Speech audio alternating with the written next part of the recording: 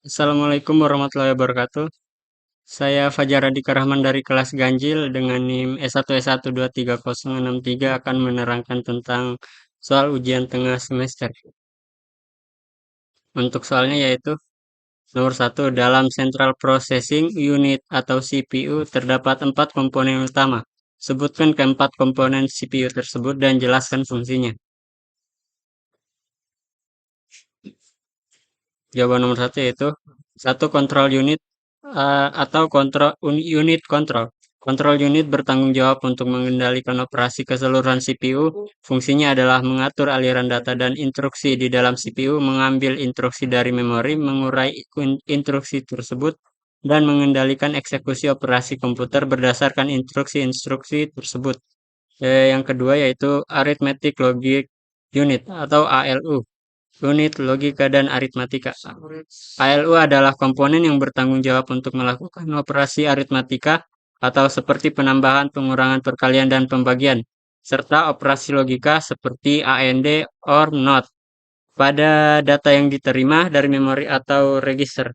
ALU juga memproses data yang dibutuhkan untuk perbandingan dan pengambilan keputusan dalam program komputer. Yang ketiga yaitu register atau registry. Register adalah lokasi penyimpanan kecil yang terletak di dalam CPU. Mereka digunakan untuk menyimpan data sementara dan hasil perhitungan dari ALU.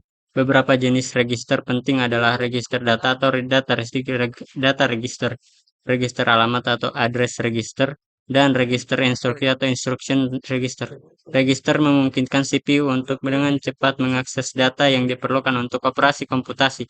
Yang keempat yaitu cache memory atau memory cache.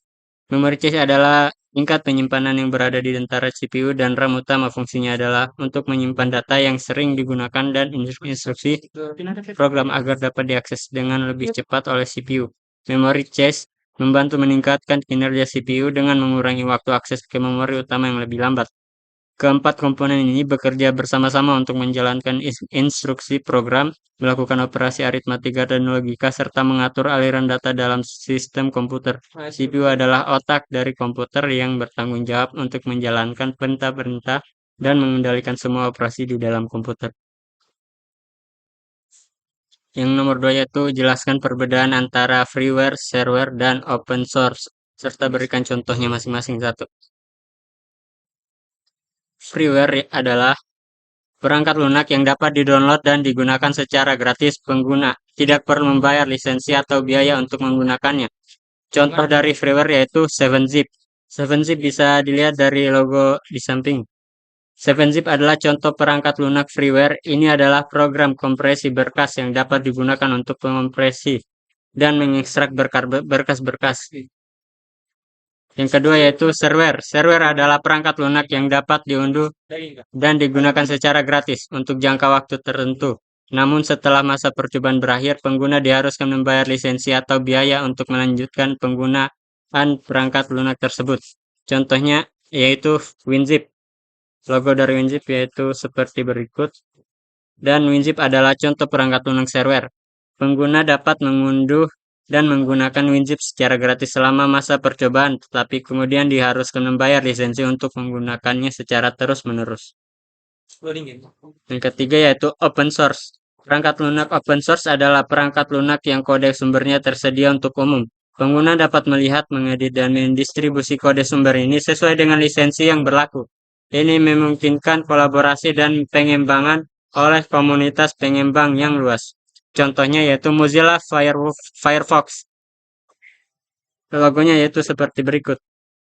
Mozilla Firefox adalah contoh perangkat lunak open source. Kode sumber Firefox tersedia untuk umum, dan komunitas pengembang dapat berkontribusi untuk meningkatkan perambahan web ini. Selain itu, ada proyek turunan seperti WaterFox yang dikembangkan dari kode sumber Firefox oleh pihak ketiga. Soal ketiga yaitu jelaskan fungsi dari sistem operasi pada komputer.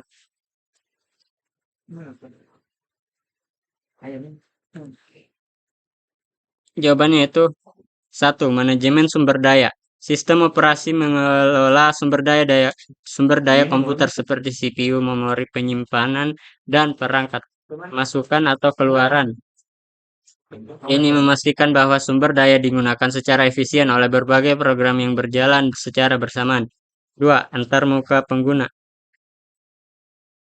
Sistem operasi menyediakan antarmuka pengguna baik berbasis teks atau grafis yang memungkinkan pengguna berinteraksi dengan komputer.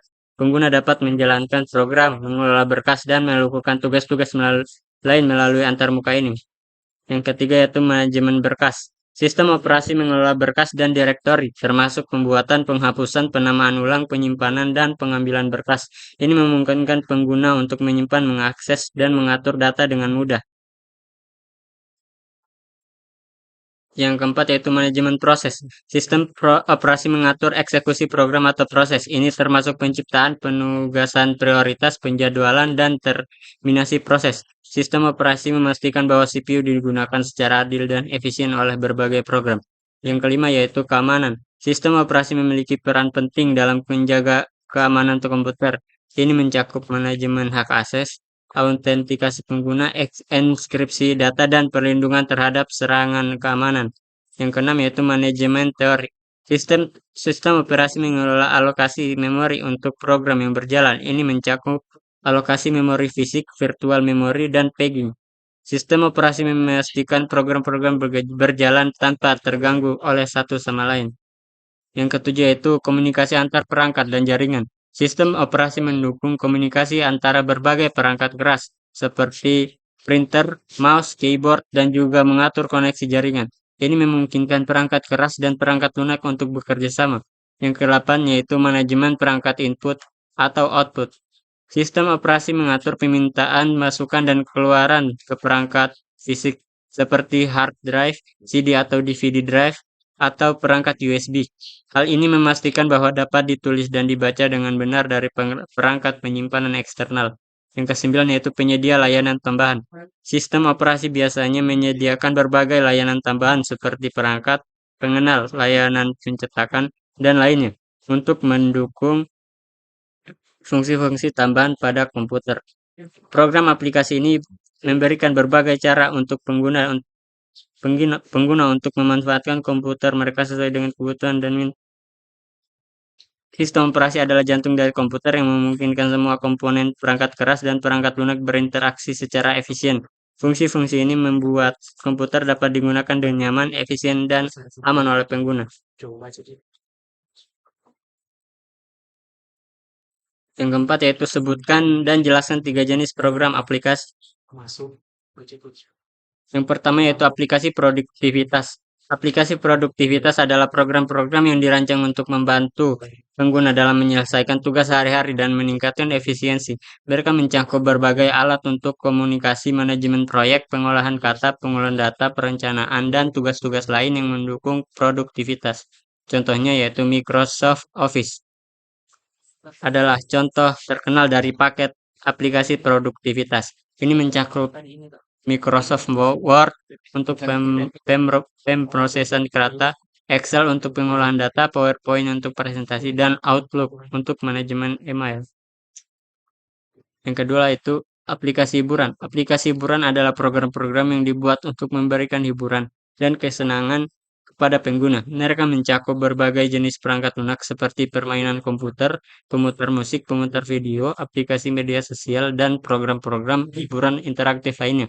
Contohnya yaitu aplikasi hiburan meliputi Spotify atau pemutar musik streaming, Netflix, pemutar video streaming, dan berbagai permainan video seperti Minecraft dan Candy Crush.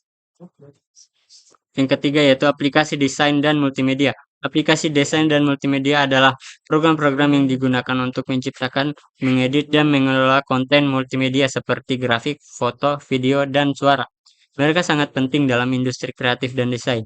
Contohnya itu Adobe Photoshop adalah salah satu aplikasi desain grafis yang populer, digunakan untuk mengedit dan membuat gambar dan grafik. Adobe Premiere Pro adalah aplikasi penyuntingan video yang digunakan untuk mengedit dan membuat video. Pro Tools adalah contoh aplikasi audio profesional yang digunakan untuk merekam dan mengedit video.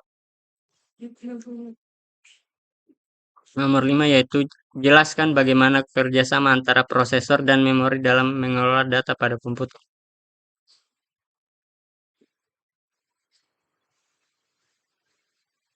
Kerjasama antara prosesor atau Central Processing Unit ya atau CPU dan memori atau Random Access Memory atau RAM adalah inti dari operasi pengumpulan data dalam komputer.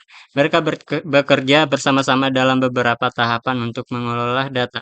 Berikut adalah penjelasan mengenai bagaimana kerjasama antara prosesor dan memori dalam mengelola data pada komputer.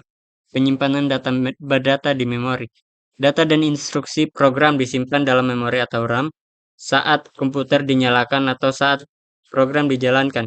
RAM adalah tempat penyimpanan sementara yang digunakan oleh CPU untuk mengakses data dengan cepat. Data yang ada dalam RAM dapat diakses lebih cepat daripada jika harus diambil dari perangkat penyimpanan jangka panjang seperti hard drive.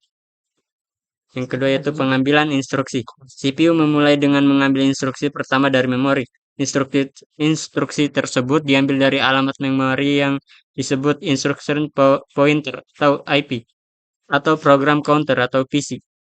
Instruksi ini ditempatkan dalam register instruksi atau instruction register di dalam CPU. Yang ketiga yaitu eksekusi instruksi. CPU kemudian menguraikan instruksi tersebut dan melaksanakannya.